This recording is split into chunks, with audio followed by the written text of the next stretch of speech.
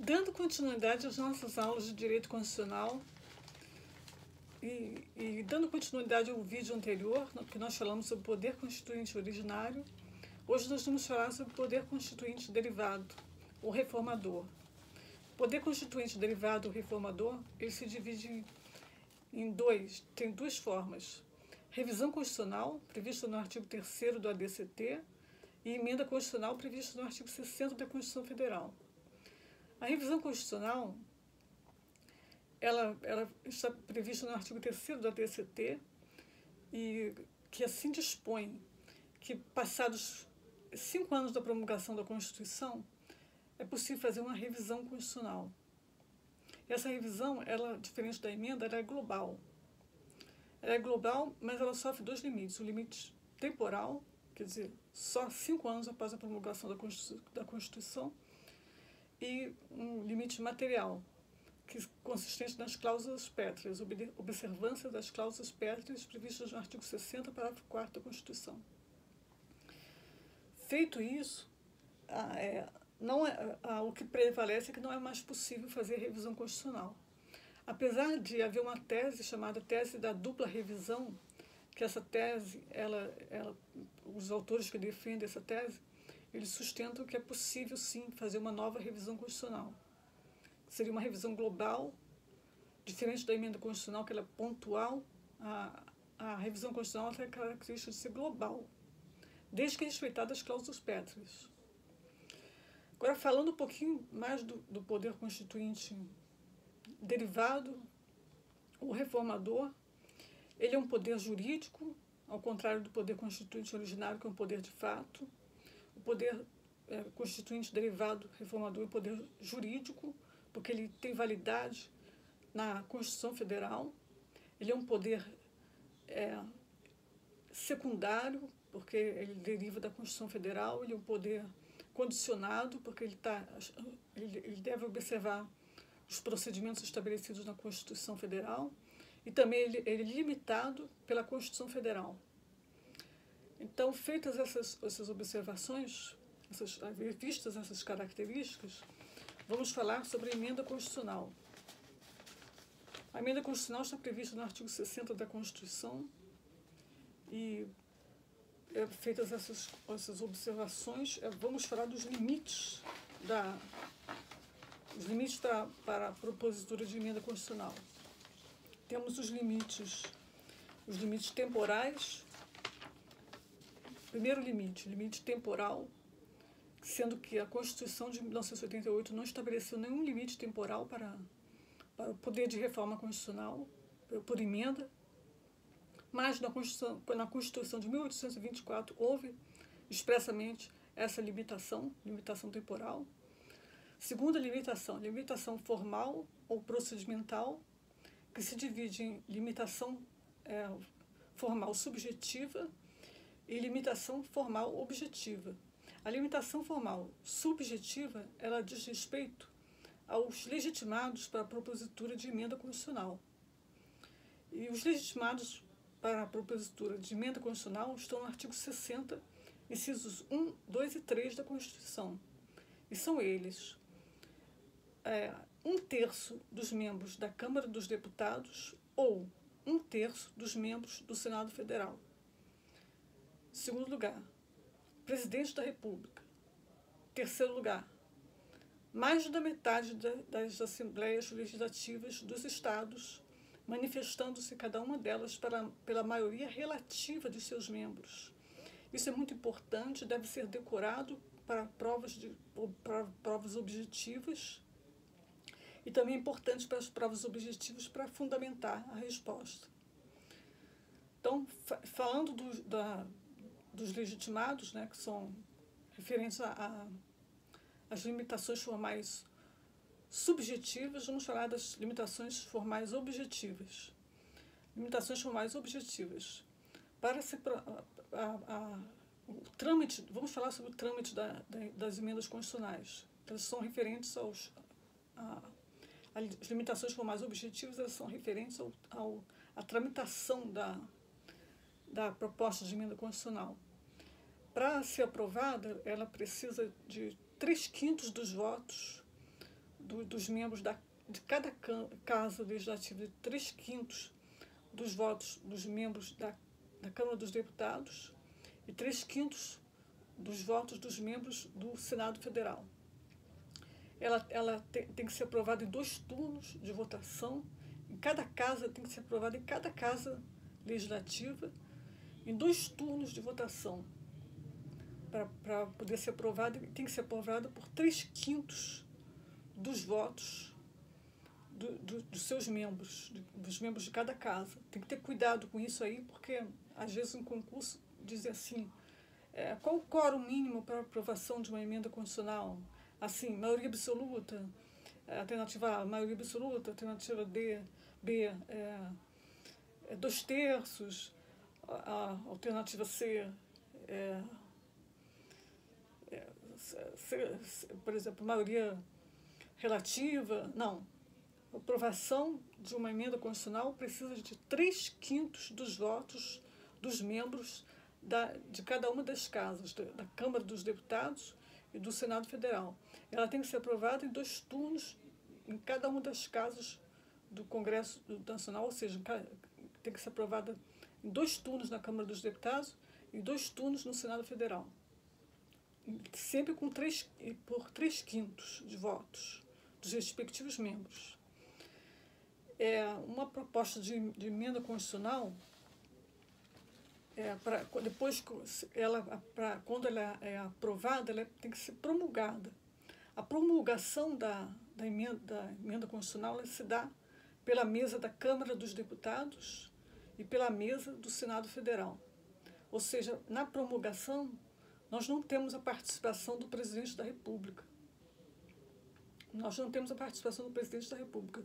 O Presidente da República ele só pode participar em emendas constitucionais na fase de propositura, porque na fase não existe sanção em emendas constitucionais.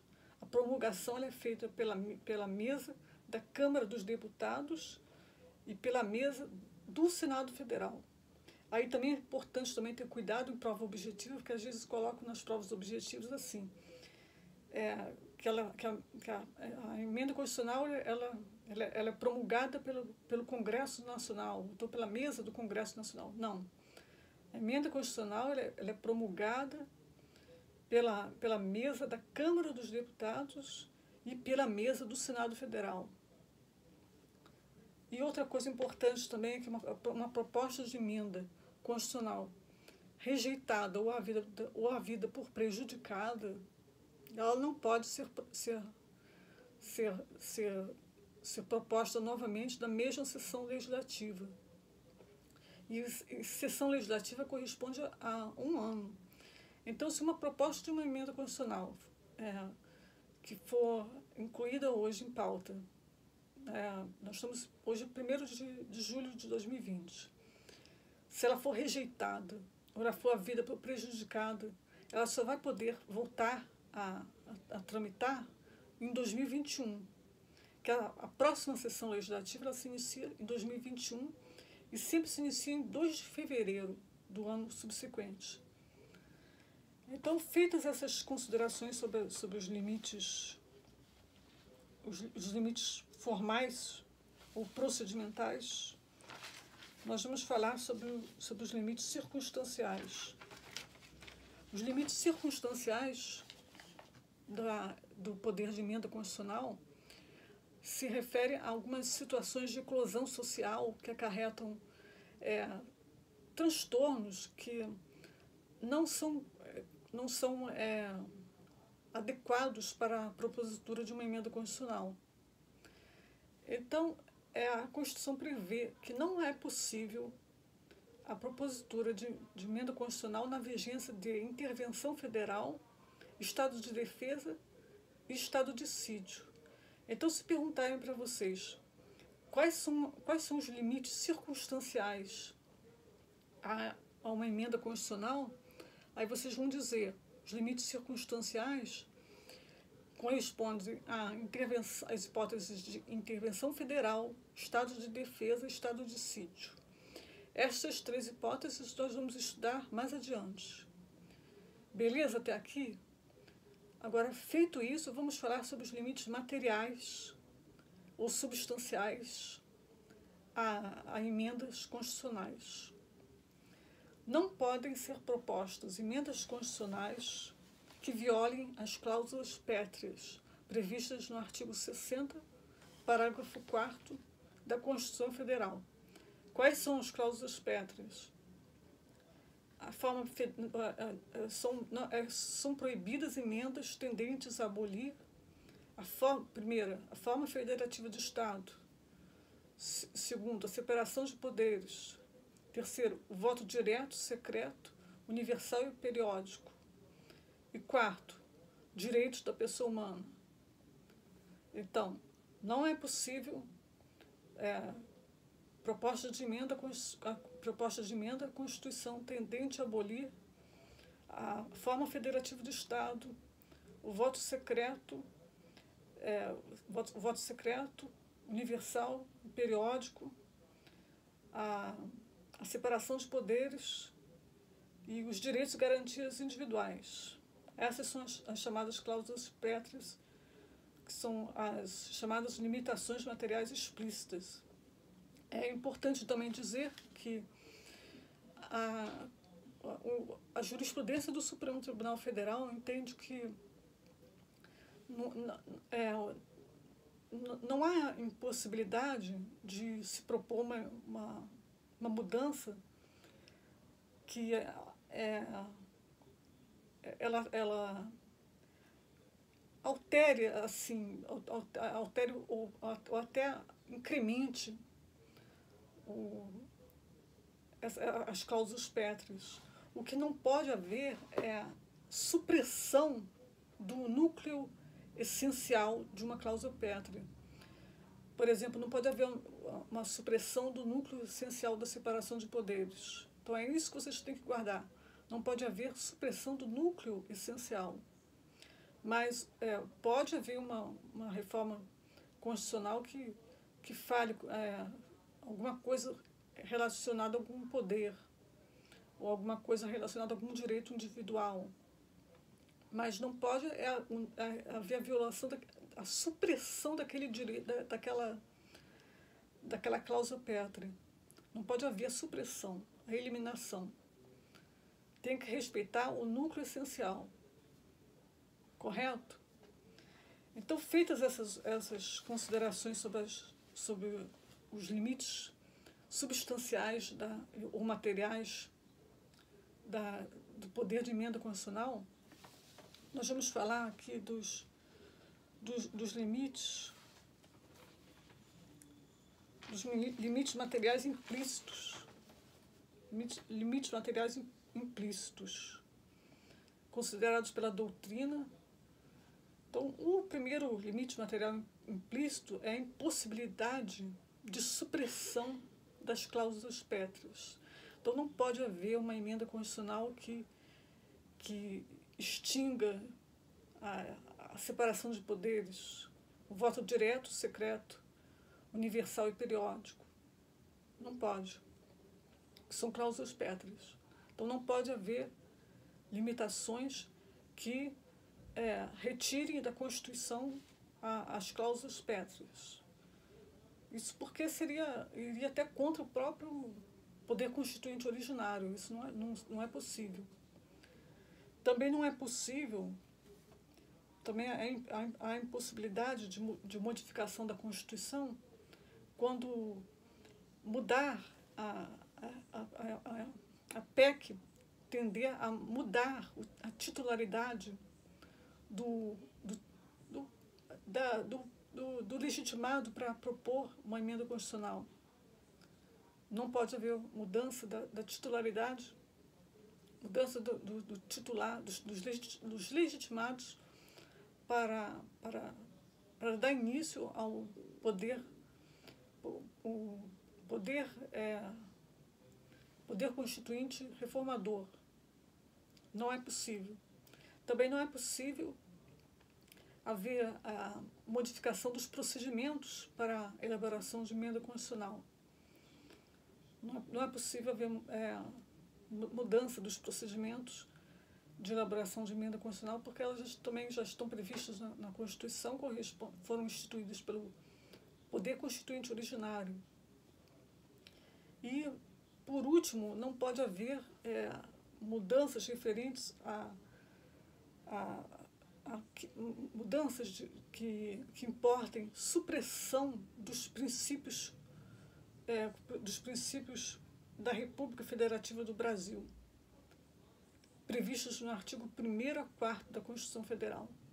Então, não pode haver mudanças, não pode haver emenda constitucional que altere, que faça uma supressão dos princípios da República Federativa do Brasil previstos nos artigos 1º a 4º da Constituição Federal. Correto? Então, nós encerramos o estudo do poder constituinte derivado reformador. Mas nós ainda temos que falar sobre o poder constituinte decorrente.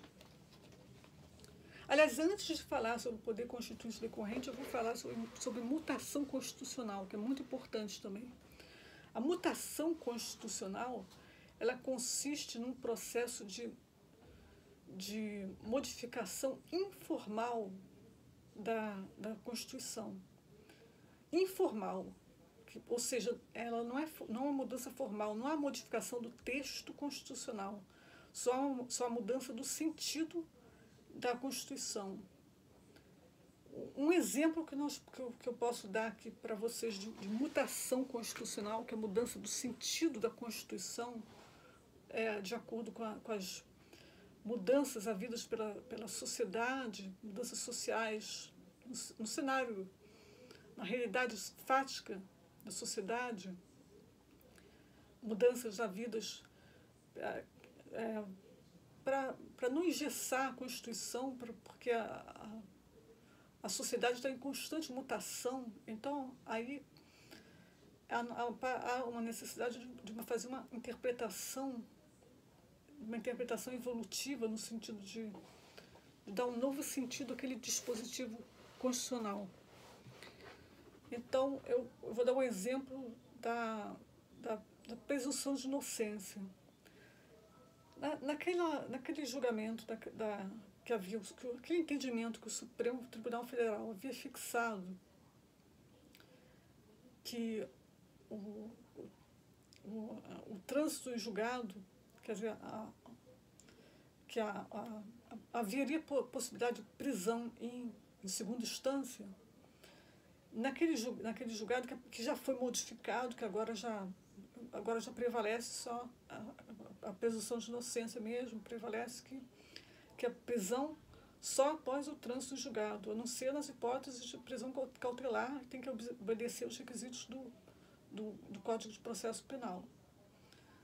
Mas antes dessa decisão que é o que está valendo atualmente, que a prisão só após o trânsito em julgado, havia aquele entendimento anterior que foi fixado, da prisão em segunda instância. Essa prisão após o julgamento de segunda instância, ela decorreu de uma mutação constitucional, de uma mudança de entendimento do princípio constitucional da presunção de inocência. Porque entendeu-se que havia mudanças na sociedade, mudanças culturais que devido à morosidade da prestação jurisdicional, para não favorecer aquela pessoa que tivesse cometido um ato ilícito penal e que aquela pessoa não fosse beneficiada, havia necessidade de rever aquele princípio da presunção de inocência, fazer uma releitura no sentido de que após a segunda instância já seria possível que um condenado em segunda instância ele já fosse direto para a prisão, mesmo não preenchendo aqueles requisitos para a prisão preventiva. Correto? Então, essa é uma típica hipótese de mutação constitucional. Outra situação também, foi de julgado também do Supremo Tribunal Federal, foi na questão do controle difuso de constitucionalidade. Na questão do controle difuso de constitucionalidade. O Senado Federal, ele tem a competência para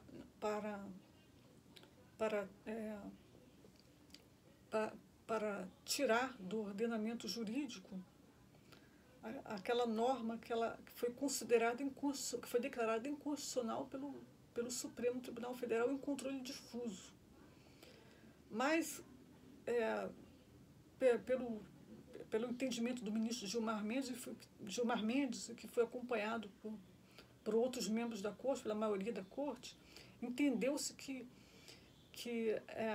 aquele papel do Senado Federal, no sentido de retirar do ordenamento jurídico aquela norma que foi declarada inconstitucional pelo Supremo Tribunal Federal, ele teria o papel de mera publicidade, apenas para dar publicidade àquela decisão do Supremo Tribunal Federal.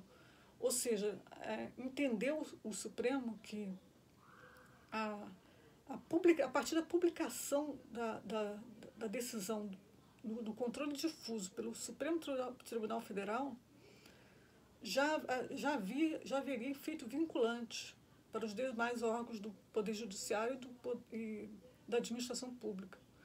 Não haveria necessidade de que o Senado Federal ele suspendesse a eficácia daquela lei.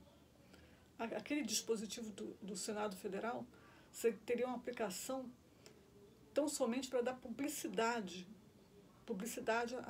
à decisão do Supremo. Então, com esses dois exemplos, a gente fecha aqui mutação constitucional e a gente passa a falar sobre o poder constituinte poder constituinte decorrente.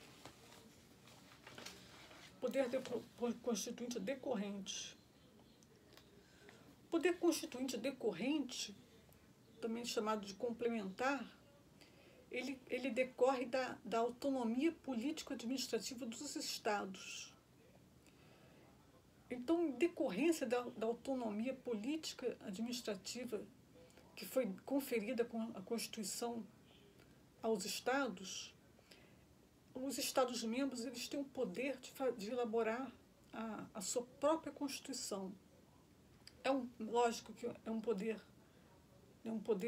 que ele é limitado, porque ele não pode desrespeitar a Constituição Federal, ele é limitado pela Constituição Federal.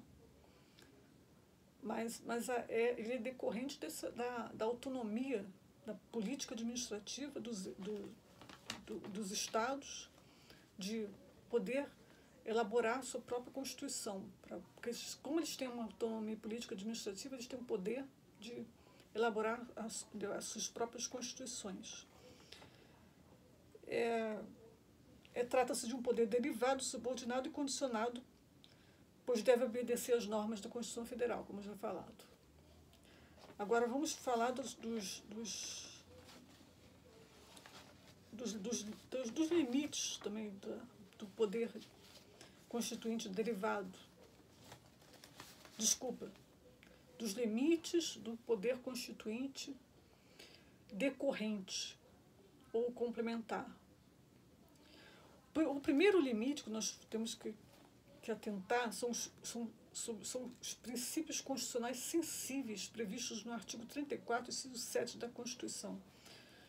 Ou seja, a Constituição dos Estados ela deve respeitar a forma republicana, o sistema representativo e regime democrático. Deve respeitar também os direitos da pessoa humana, autonomia municipal, prestação de contas da administração pública direta e indireta, aplicação do mínimo exigido da receita resultante de impostos estaduais, compreendida proveniente de transferências na manutenção e no desenvolvimento do ensino e nas ações e nos serviços públicos de saúde. Essa limitação consistente nos princípios constitucionais sensíveis está prevista no artigo 34, inciso 7º da Constituição Federal. Ou seja, se houver uma violação dos princípios constitucionais sensíveis pelo Estado-membro, aí há uma sanção política de intervenção federal.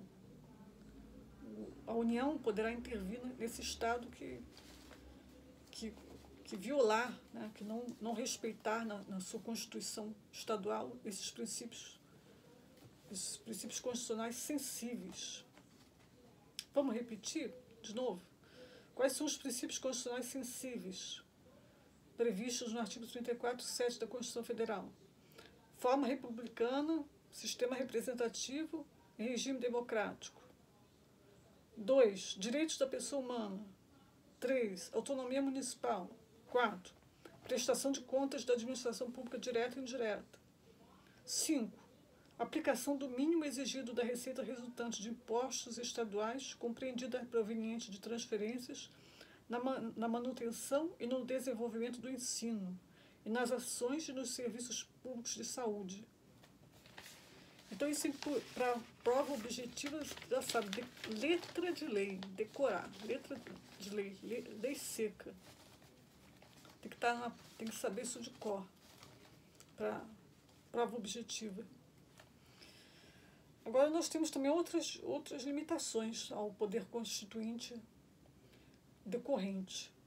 Temos também os princípios estabelecidos, que são princípios previstos na Constituição Federal, que se referem expressamente aos estados, que são referentes à competência dos estados, previstos no artigo 25, parágrafo 1º da Constituição, e também as matérias referentes aos bens dos estados. Ou seja, no que se refere à competência dos estados e aos bens dos estados, os Estados-membros devem obedecer ao que diz a Constituição Federal. Ele não pode criar competências novas estaduais. O Estado-membro não pode criar competências novas, não pode criar outras hipóteses de bens estaduais. Do contrário, haverá uma violação aos princípios estabelecidos. Agora, a terceira limitação se refere aos princípios extensivos, que são aquelas normas de reprodução obrigatória pelos Estados-membros nas suas constituições, que também são chamados como princípio da simetria. E nós temos como exemplo disso, as normas do processo legislativo. Os Estados-membros, nas suas constituições, eles têm que obedecer de forma simétrica o que estabelece na Constituição Federal em relação ao processo legislativo. Então, por exemplo, o Estado-membro ele pode estabelecer na sua Constituição a possibilidade de edição de medida provisória, mas, para tanto, ele vai ter que seguir aqueles trâmites previstos na Constituição Federal para aprovação daquela medida provisória. Do contrário, haverá uma inconstitucionalidade. Correto? Outra coisa importante em relação ao poder constituinte decorrente. Poder constituinte decorrente dos estados.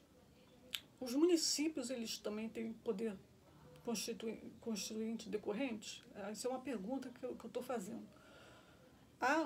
O poder constituinte decorrente, ele é só dos estados ou ele também abrange os municípios? Porque os municípios, eles têm as leis orgânicas.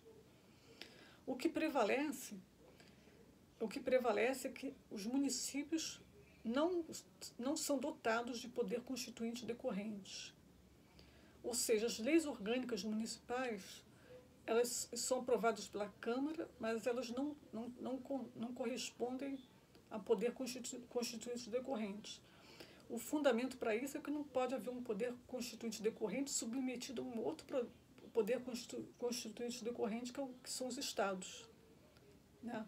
Ou seja, porque a lei orgânica dos municípios, ela tem que se submeter tem que ter como parâmetro a Constituição Estadual e a Constituição Federal. Enquanto que a Constituição dos Estados só tem como parâmetro a Constituição Federal, a Lei Orgânica Municipal ela deve obedecer tanto à Constituição Estadual como à Constituição Federal. Então, o que prevalece é que não há poder constituinte decorrente dos municípios. Correto? Até aqui, fechado? Então, nós vamos encerrar a aula aqui e vamos continuar com o nosso curso de Direito Constitucional. Voltaremos em breve